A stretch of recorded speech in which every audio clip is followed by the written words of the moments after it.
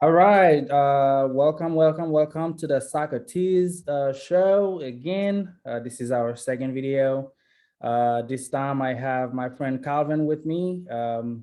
I think if you guys heard me from our last video, we talked about Calvin joining the show. He is a big Menu fan, and today it is his opportunity to defend and attack, as he said, defend his team and all that kind of stuff. So I'll start us briefly, guys. This is the Socrates show. Welcome to all of you. If you guys are watching us, don't forget to subscribe. This is going to be an ever evolving show. We hope to be live soon with everyone, where you guys would be able to also, give your opinions, defend your team colors, and debate, argue, and whatever's on your mind. We want to hear it, and we want to comment on it. So don't forget to subscribe on the channel, and let's do it. Calvin, what's going on, man? Nothing much, Steve. Thank you for having me. Very excited to be part of the channel. We are, launching a big thing here, so we just want to make sure that get everything cracking. I'm going to be bringing the Premier League expertise to the podcast. So I know a lot of Premier League fans out there. This is their opportunity to just fire shots, or if you have any comments, like Steve said, also like and subscribe to the podcast. We'll greatly appreciate it. It's always nice to throw in the mix because we have a lot of these two guys are La Liga guys. So it's always nice to just bring a little flavor and and I'll also get to talk about La Liga from a outsider's point of view too. So that's awesome. I'm very excited. Thanks for having me, guys. Yeah, I mean, I think the same with me. I think I'll probably be able to chime in from an outsider's point of view in terms of the Premier League. There are a few teams that I sort of like. I like Chelsea now, but I used to hate Chelsea. Bro, we just started, bro. We just started. I used to hate Chelsea, man, but I like Chelsea now. Because Christian Pulisic is playing for Chelsea, so. Oh yeah. Yeah. So I watched them quite a lot now. I like Manchester City as well. I'm sorry, I just got to do it to you. Steve. Oh my goodness. I like Man City as well, man, because they started all the teams on my crap list, bro. Like, man. They play the type of football that I like. The tiki-taka type and all that stuff, the holding the ball, and they're not like Menu or anything like that. I don't know what Menu is doing. Anyway. Oh, shots fired! Shots fired. Okay, I mean, I don't know. I mean, Chelsea has been doing pretty good. Right. Man City took a loss yesterday. I was very happy. Crystal Palace went over there to the Etihad and did a number on them. So I was excited about that. Was it 1-0? Yeah, bro, it was 2-0 Crystal Palace. It was only what was that, 2-0? That's not a number. That's just like unlucky. So, I mean, I was happy. I was happy because all of our rivals, they dropped points yesterday. So in as much as we are in a crisis. When we lose one game in Man United, it's a crisis. But I was gonna say you won. How are you in a crisis now? Nah, I mean, the last that was our first win. I think in the last 5 games, we only have 2 wins in the last 5 games, and 3 of them have been defeats, but they were very, very heavy defeats. So you had a 1-1 against Everton and 4-2 against Leicester. That's a loss. That's a loss. We can't count that one. The Everton one, that was a loss. One of those draws that feels like a loss. Be happy with that. Nah. Not at home. Not at home. Especially not to Everton, man. Like teams like Everton should be the teams that we should be beating, especially at home. But the thing with Man United now is, we've kind of lost our fear factor at home, so all these teams are just coming in and, taking points away. And, the way the title race is set up too in the Premier League, man, if you lose points early, it's so hard to to make up for those points later on in the season, because all the teams, like the top 4 or 5 teams, are so consistent and they're so good. So Right, right. losing those 2 points is very will be something that we could look back on later on in the season, and those could be opportunities that will be like, man, if we're taking those 2 points, we probably could be, challenging for the league or something like that. But yeah, the Everton one, that was a bad That result. was a doozy, huh? That was So I defeat. I mean, count that as a loss. well, Um, okay, so you okay, so Man U, they lost the midweek game, right? That was a pretty bad loss right there, right? But then they came back and they beat Tottenham pretty handily, I mean, like it was a good win, but how is that? How do you feel? How does that compare to anything?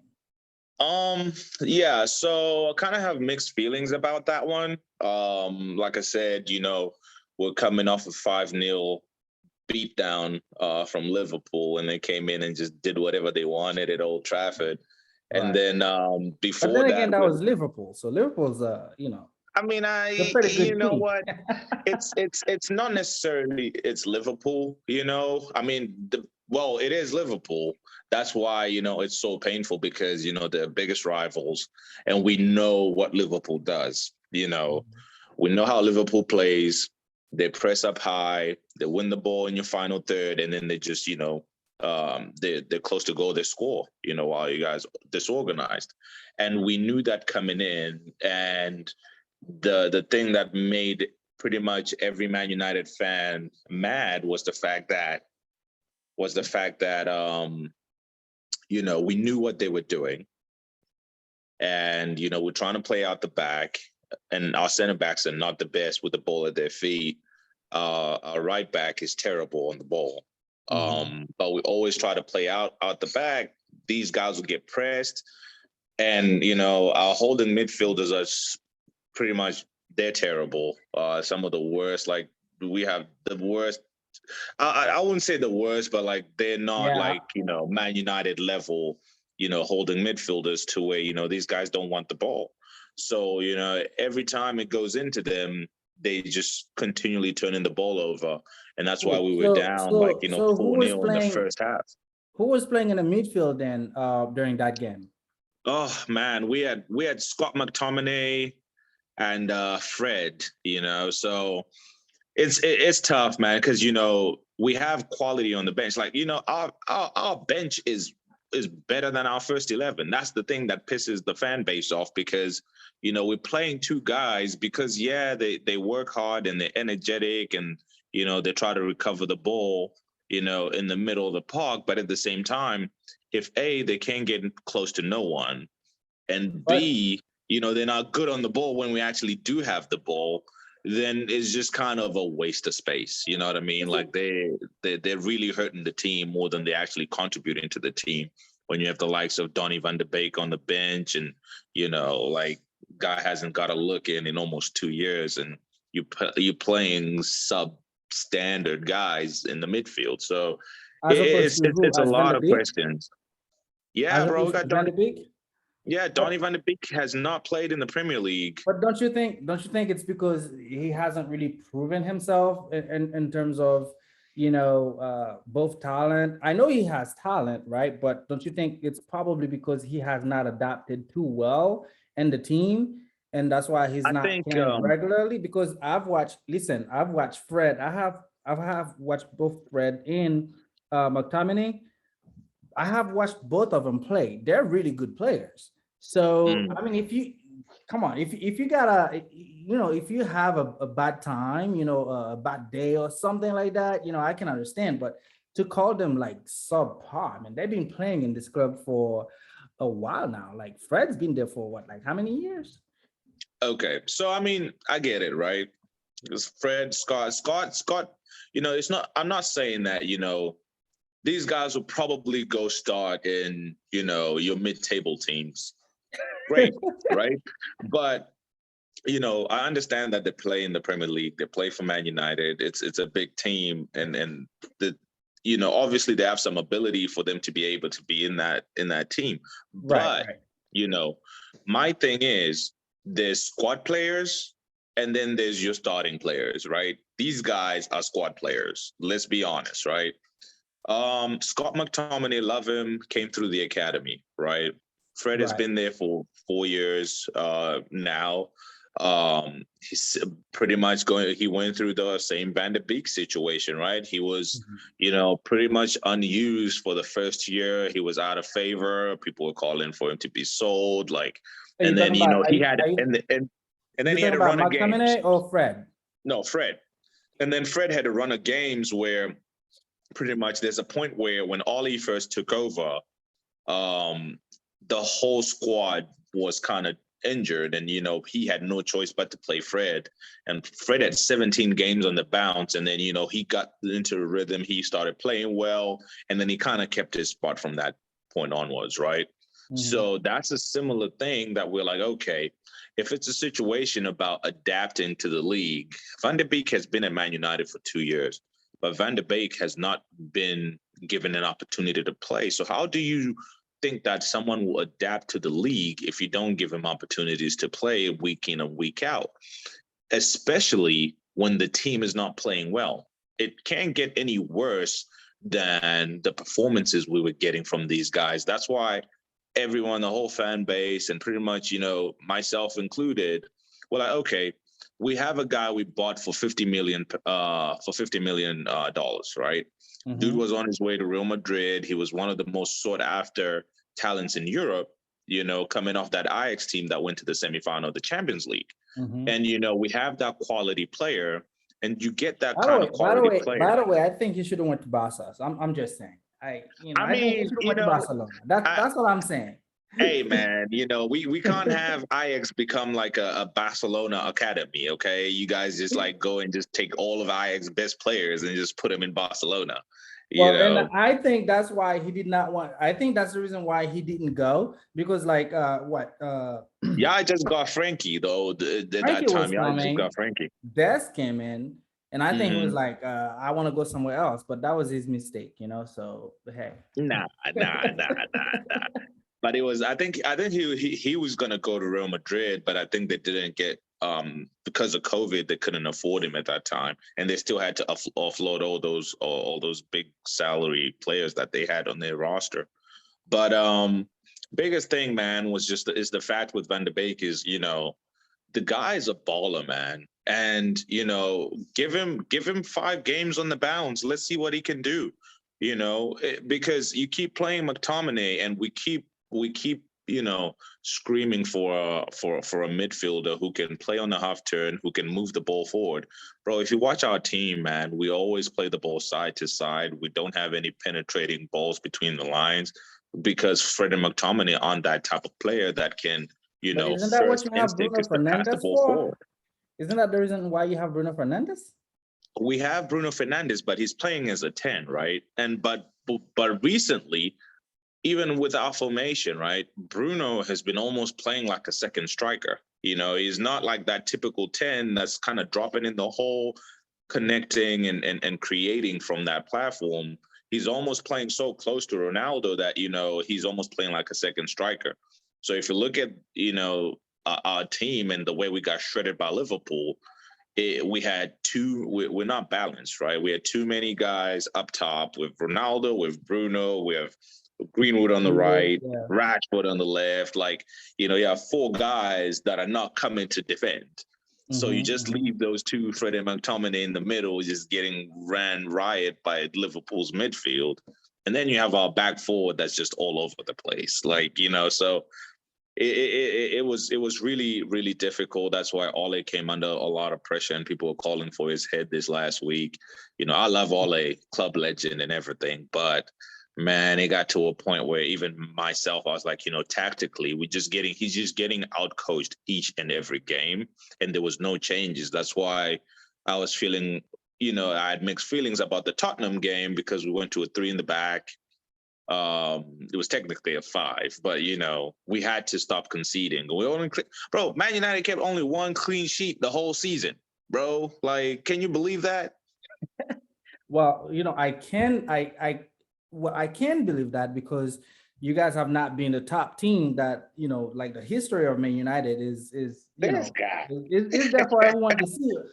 I'm just stating facts now, right? It's been a couple years since menu has been the menu, the typical menu that everybody knows and heard about, right? You know, because there was a time when Man United is coming to play, everybody's just like this. It hasn't been like that for a while now. So, even right before Sir Alex Ferguson left, even a couple years before that, after he retired, you guys had lost that it factor. I get you, but it's one of those things too where I feel like the kind of the teams too around us have got better. You know what I mean? That is The true. league That has is become true. more competitive too. So, some of those teams, like you look at your Tottenhams, like Tottenham used to be one of those teams that are like, mid-table team, but they got a little bit of money now, and they did their commercial thing, and they went to the Mm-hmm. Champions League final a couple Mm-hmm. years Mm-hmm. ago. Like, so Mm-hmm. the quality and the level has gotten better.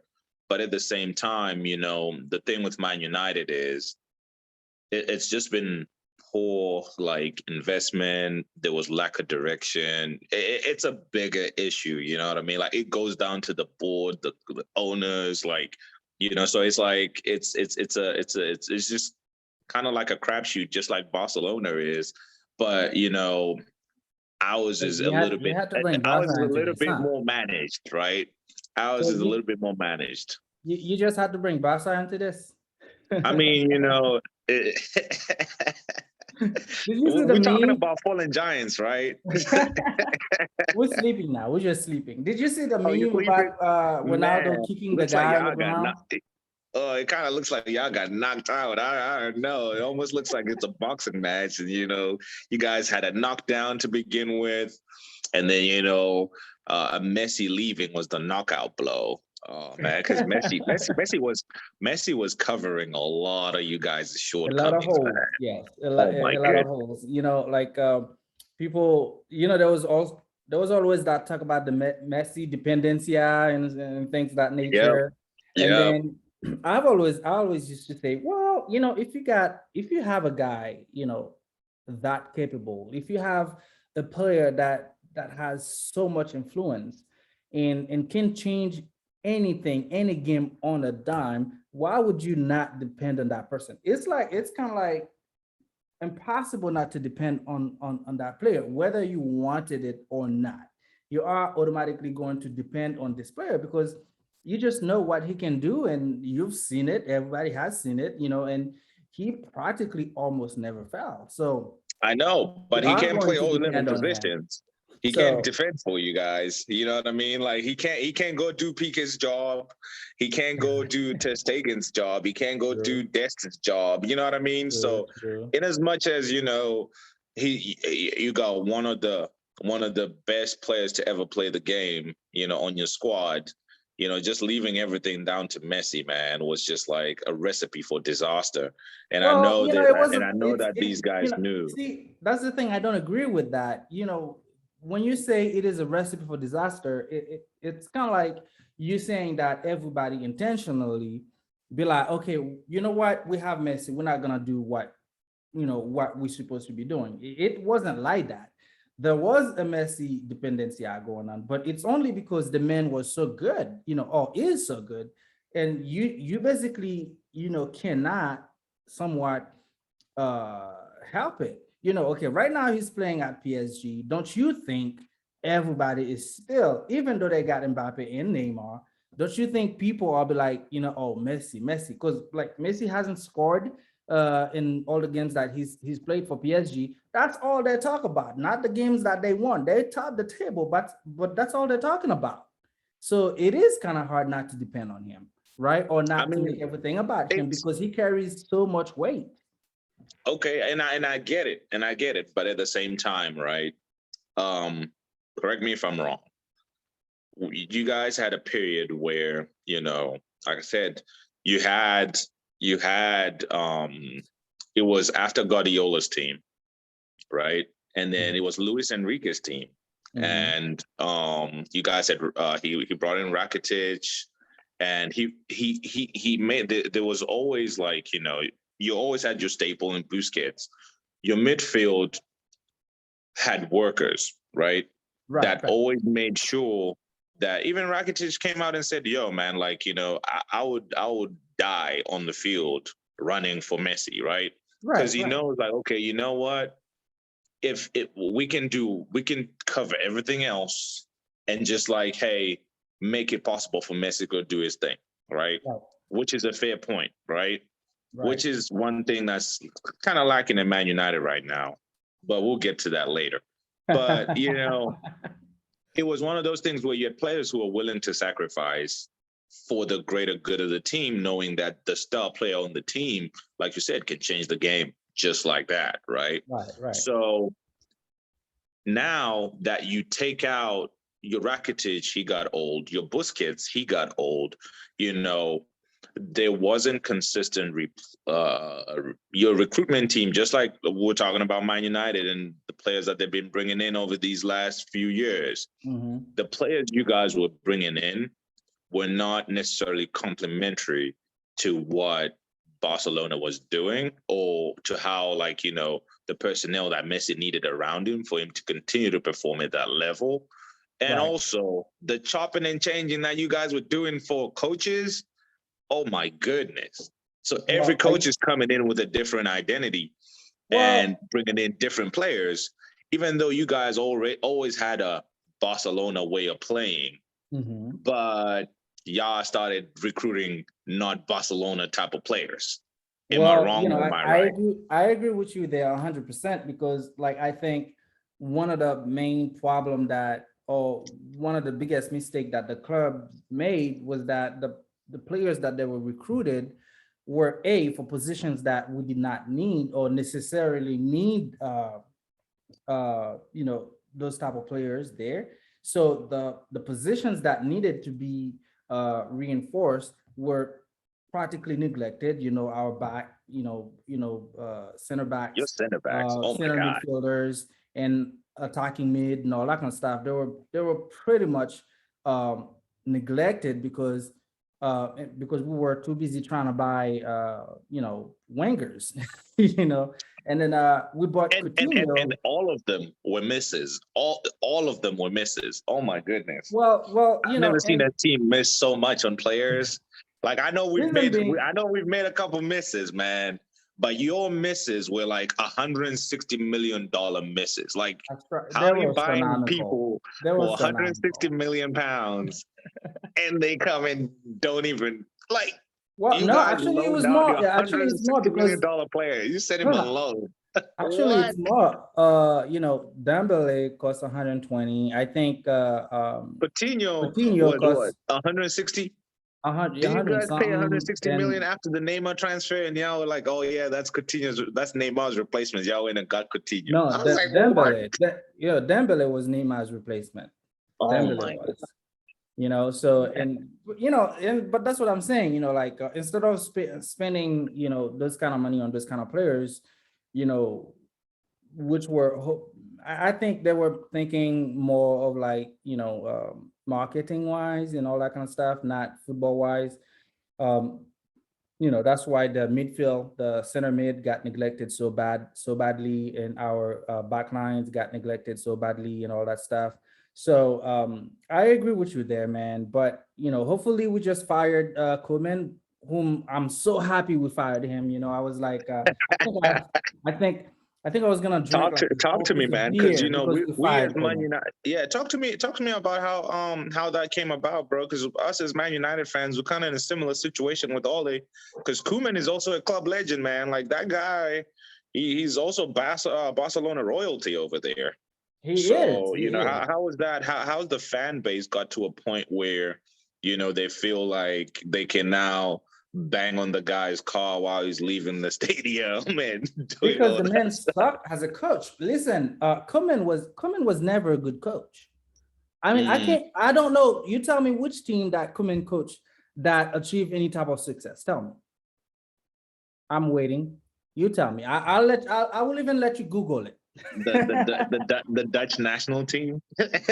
What did they get? What did they achieve? They didn't achieve anything. He was in Everton. He didn't achieve anything there. And Everton But is a mid-table team. Like he couldn't even like do anything there, true, you know? true, And true. Carlo Ancelotti did better than him at Everton, right? But So hey, I mean, but don't you think that,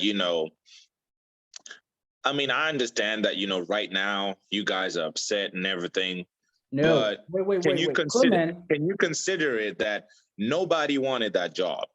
Nobody. When Koeman took that job, really that's one of the most toxic environments in football right now is Barcelona. Am I lying? well, I'm not saying you're lying. I'm not saying you're telling the truth either. I ain't there. I'm not there.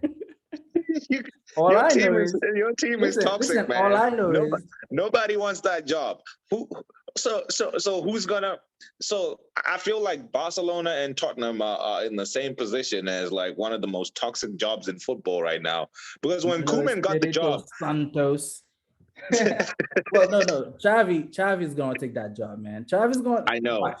but that's what I'm Xavi's saying, gonna take man. it and Like, he's gonna fix everything. I mean, I'm not gonna say we're gonna win any. how? What do How? you mean how? We just need to have a different, slightly different philosophy of playing, because right now, since we don't have the talents of Iniesta, the talents of Xavi, the talents of Messi or anything like that, or Luis Suarez, we need to work a little bit harder and move the ball a little bit faster to unbalance other teams. Because what happened now, we playing somewhat the same, we're trying to play somewhat the same style of football that we were playing before with Xavi and Iniesta, which is the tiki-taka, which is somewhat slower or anything like that. But then you always had Xavi who could turn on any kind of player that he wanted.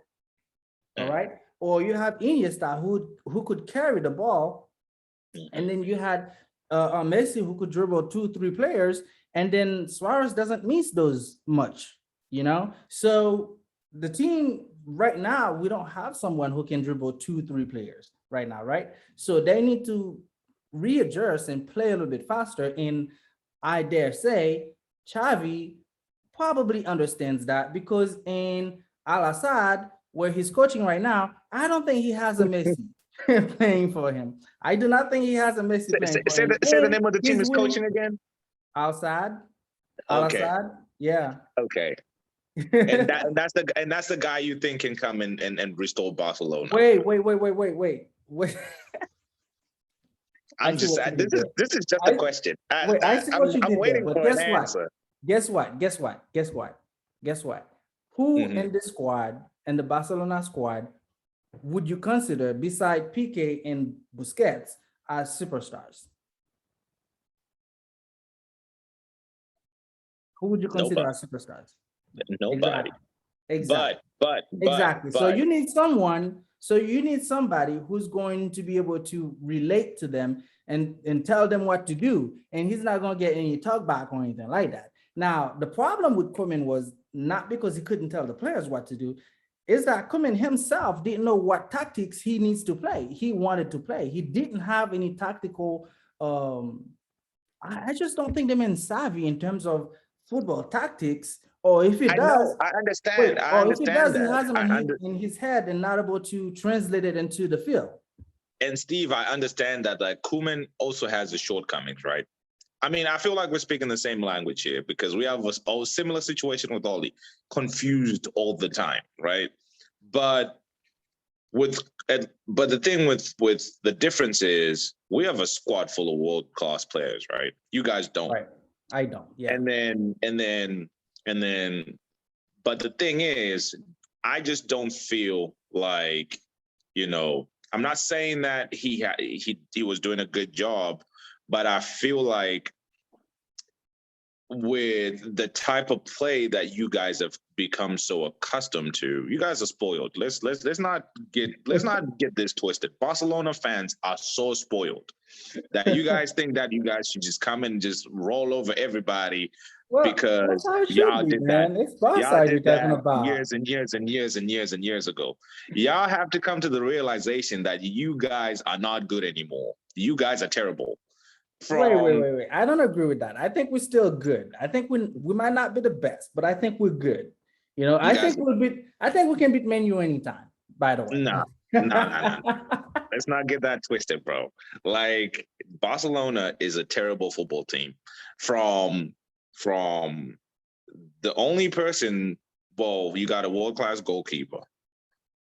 Apart from that, bro, like Frank is a world-class player. Frankie's a world-class player. Memphis is a decent player. I think Memphis has been pretty much your brightest spot this season. I think Memphis is going to get better, and he will probably get to that level once we figured out whatever else is going on in the back and in the midfield with Busquets, who, in my opinion, you just said the whole team basically. We need to figure out up top. We don't have a striker. We need to figure out the midfield. We need to figure out the defense. It's just all facets of the team is just terrible. Like it's terrible. Well, they're certainly not the Luis Suarez's of the world. So, but I'm just thinking. All I'm saying is, I don't think a guy who's that inexperienced can come in and change the fortunes of this team, because you guys think that because he played in a team that was so good and so dominant in that era and that played that fantastic style of play, he's coming into a squad that doesn't have the personnel to do it. And he's also hamstrung in the fact that you guys don't even have the money to improve that squad. Right. Well, let me correct. That's why that job was toxic. And that's why Xavi was the only person you could get, because nobody was going to touch that situation. He's doing it as a favor. Correction. I think comes January, we're going to have the money to spend. Second, right? From where? Have you heard the loan that they got? You know, have you heard the loan that they just got? It's for that. You know, hey, you got to spend the money, right? Second, I don't think they're interested in Xavi because he, you know, is an icon over there, or he's you know, he played with this, you know, great team, or arguably what was considered to be the greatest team of the world. I don't think that's the reason why. I think they're interested in him because of what he's doing over there right now as a coach, right? And then we have a squad that is relatively inexperienced, you know, that is relatively young. So you're going to get somebody like when Pep Guardiola started coaching, Pep didn't have any experience either. Did you know that? I know, but he didn't have much experience either, but look at what he did. I know what you're going to say. He had the players. Pep had what you call your second team in the second division winning the league over there type of deal. Yeah, that's what I'm saying. Like Pep was bossing the lower leagues with Barcelona B, and it was just a matter of just like him just getting promoted to the first team. That was it. We knew Pep was a genius from Jump Street. We knew that. And so then you don't know if Xavi is a genius from what he's doing now. Okay, so here's another thing too. Calvin, going into Koeman, we knew Koeman was no genius because we've seen what he does. We've seen what he did with the teams he coached. We know that was not going to work. They know he's good at coaching mid-table teams, so they just got him in there to coach another mid-table team. Listen, you know, the only time I would hire Koeman, is if I have a coach, if I have a team in the second division. I think he'll be good there. Oh my goodness, that's pretty much. So, but the thing is, Barcelona just doesn't want to come to the realization that they're a mid-table team and they just find a mid-table team. I don't agree with that. I don't think we're a mid-table team. But anyway, I don't agree with that. You know, I'm just saying. You know, the Pep Guardiola comparison, we can't expect him to come and be Pep because Pep has only worked with world-class players everywhere he's been. You know what I mean? We've never seen Pep in a situation where he's had to go build a team, you know? Even if he had to go build a team, you know, he's always had like the backing of $200 million to spend. You get what I'm saying? On any player he wants. Right. So the Xavi thing, I feel like, you know, is kind of like how Man United went with Ole when we fired Mourinho. He came in the middle of the season. he steadied the ship, right? Got the players believing in themselves, give him a little bit of Barcelona identity, and he gave us our Man United identity and this and that. But my biggest thing is I don't know if he's coming into a situation where I just don't think he can change Barcelona right Who, now the way Gavi? it is. Okay. I don't think so. I mean, he's familiar with the league and all that, but the thing is, man, like I just don't think he realizes that how terrible his squad is right now. I heard he wants to buy Paul Pogba. Y'all can have it. What? Y'all can have Paul Pogba. Y'all can have it. Paul Pogba is the biggest like anomaly in the world because for some strange reason he's never been what he's never lived up to what he's supposed to be in a Man United shirt. And it almost seems like every coach we have doesn't know where Paul Pogba plays. Except for when he was playing in Juventus. That's what I'm saying. He was in Juve, which is good because he was playing on the left side of a 4-4-2. Mm-hmm. We played it there, but the Premier League is so different in that all these fullbacks in the Premier League are so attacking. So you have to track back and defend if you're the left-sided midfielder. So he doesn't play that position for the French national team though. That's what I'm saying. They try to play him where he plays in Juve. They try to play him the same position. Really well. So what's the problem? The problem is, bro, he's shorting us on defense. Like, okay, it's cool, if we have a situation where we have the luxury of just having Paul Pogba there and one holding midfielder who can, just boss the whole midfield by himself. But we don't have that luxury. You mean so like that's why we keep crying out for sign. We need to sign a defensive midfielder. Why don't you go guys raid Chelsea for N'Golo Kante? Man, I wish we could. And you know what's crazy too is that when N'Golo Kante won the league with Leicester, we scouted him, and Chelsea went and just scooped him up.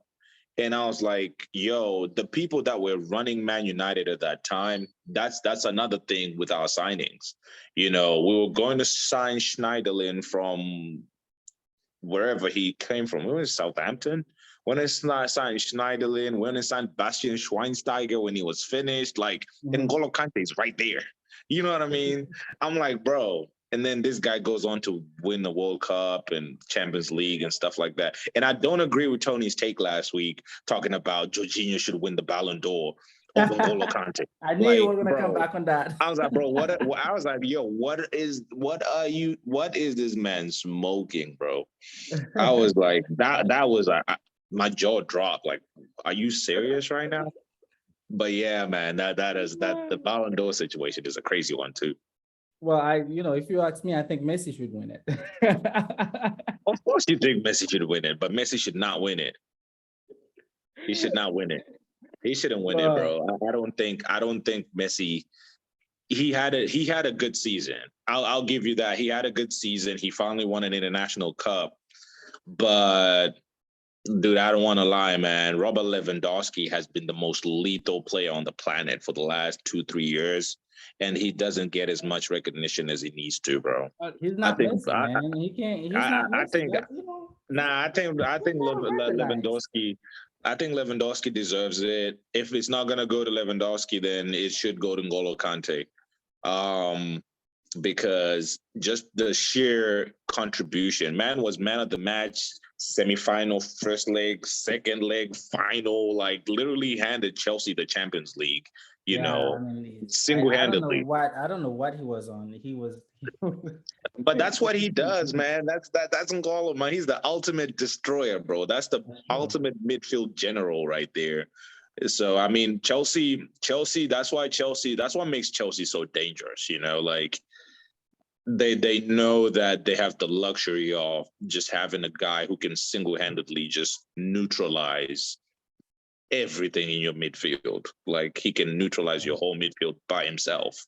And then they have, creative players in and around him to be able to make things work out for them the way they want to. So shout out to N'Golo Kante, man. I hope he wins the Ballon d'Or. He's the favorite. I mean, he's my favorite player on Chelsea. That's the only player I like from Chelsea. I'm not. You see, I'm like I won't. I wouldn't disagree with that statement or anything like that. You know, but you know, it's Conte. You know, and you know, Messi's Messi. So you know, I mean, it's just not the same thing. But I'm not disagreeing with that. But you're biased, though. You're biased. So I can understand. You know, even me, I'm not sitting here saying Ronaldo should win the Ballon d'Or. Well, you couldn't say that. Why would you even make a statement like that? Why would you even make a statement like that? Because like what did Cristiano Ronaldo did last season? Like absolutely nothing. Wait. Don't say that. Man became the highest scoring international football player of all time. He was Golden Boot in Serie A. It's Serie A. So, you know, like, again, I'm going to make that same comment y'all talking about that I told Tony last week. Steve, we're talking about the most difficult thing to do in football? What's the most difficult thing to do in football? Are you going to tell me scoring goals? Scoring a goal is the most difficult thing to do in football, bro. It is. So if you get a guy who scores at that rate, anywhere he goes, man, it's the Serie A. But anyway, bro, like Serie A, like you know how defending is in Italy. Those people can defend, bro. 10 years ago, not anymore. But I mean, but come on, how old is he? He's 35 at that time, and he's still winning Golden Boots. Who's doing that? Who's doing that, bro? Messi won the Pichichi Award too last season. If we're talking about that, you know, I'm just saying. Because Barcelona was so bad that you know he had to do everything. That's why it's so compact. That's why it shows up more for Messi because he's playing on a terrible team. But I mean, at the same time, it's like you know we can't give you that, bro. You didn't win the league, bro. I mean, we're gonna have to leave it there, man. You know, it was good talking to you. I know you're going to be in the show more often anyway. You know, every time we're on, you should be on. Pretty soon we'll have you and Tony together and I. Don't worry. I got some takes for Real Madrid too. I just wasn't coming for your team today. I got some for Real Madrid too. But listen to that. I bet you we're gonna be better than we're gonna be better first. My team's gonna get better first before Man U. I'm gonna bet you on that one. See, but that's the thing. I actually think Madrid is gonna get better first because Madrid actually they're in as much as you know they don't miss on players as much as you guys do. But you know, Madrid, it's only about a year or two before Madrid sinks. You know that. And they got Carlo. Yeah, I'm not afraid of Carlo Ancelotti, man. I'm not afraid of Carlo either. But he knows how to get the play. He knows how to bring out the best in the players. I tell you what coach I was afraid of. Zinedine Zidane. That's who I was afraid of when he coached Madrid. That's pretty much the only coach I think I'm, you know, afraid. I was pretty scared of Mourinho too, but I think Mourinho has fallen from grace a little bit. But yeah, Mourinho, he's done out here. He's losing to teams that we don't know about. Yeah. I mean, getting red cards, coaching from behind the bench. Did you see that? I didn't see that.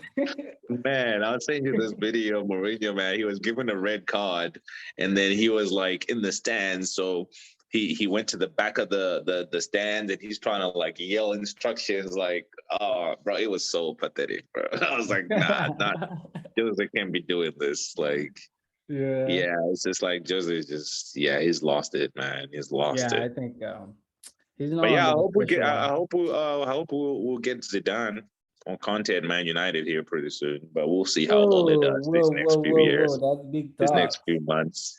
I think he'll go to Juventus before he goes to Man U. I don't know because Juve. I don't know he probably might go to Juve. He doesn't want that English Premier League smoke. If you think you're the best manager in the world, come to where the best managers in the world are. What? Come prove yourself. Oh, come on, come on. You talking Come like a prove Premier yourself. League? Come Come prove. on, man. He's scared. He's scared. He's scared. You think He's so? scared. Dude, He's that's a scared big statement you just made because right there. because I mean the reason he won in Madrid because that it was familiar to him.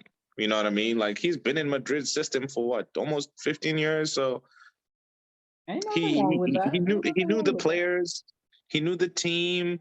He just made a But few there's tweaks but here there's and there, there's and then nothing wrong with that. There's nothing wrong with I understand, that. but can he do it on a cold, rainy day at Stoke City? Come to the Premier League. I Let's see bet you what you he can do. can. I bet you he can. That's Let's what they see used what to you say can do about in the Pep. Premier That's League. what they used to say about Pep as well. That's what they used to say about Pep Guardiola. Remember? And then Pep came, and then he did his thing. That's what I'm saying. He needs to come through.